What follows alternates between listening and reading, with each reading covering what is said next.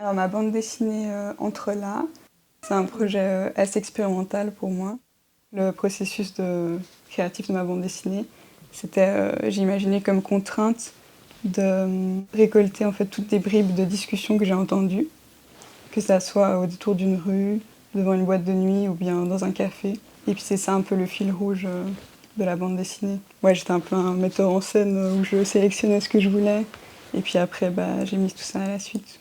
Puis j'ai fait du coup ma propre histoire. Je pense qu'il y a un peu un truc inconscient de thématiques qui m'intéressait plus que d'autres. Des sujets comme l'entrée dans la vie adulte, l'amour, un peu une recherche de sens dans ce monde. L'écriture, ça a toujours été ma passion première. Et en fait, ces dialogues que j'ai remis en place, j'ai l'impression que c'était important de les laisser résonner sur plusieurs pages et se déployer. Donc il y a beaucoup de pages qui sont silencieuses où il n'y a que du dessin. Puis là, j'ai l'impression que c'est à ce moment-là que la couleur, elle intervient.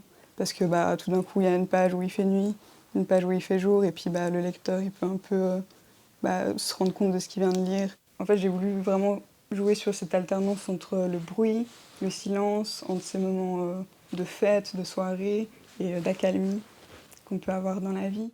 Moi, j'aime pas trop dessiner des humains. Mon dada, c'est d'utiliser des créatures. Le plus que je peux faire, c'est humanoïde, mais pas humain. Je trouve que c'est intéressant la juxtaposition de textes qui sont très humains, de sujets très sérieux, qui font l'étalage des tracas de la vie.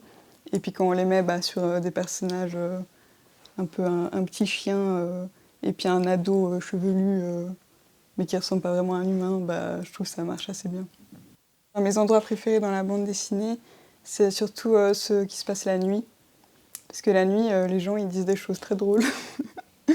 Et puis, les pages plus bleues, plus saturées, où il y a des dialogues un peu absurdes, je trouve. C'est là en tout cas que j'ai eu le plus de plaisir à l'écoute et après quand j'ai retravaillé ces bribes ici.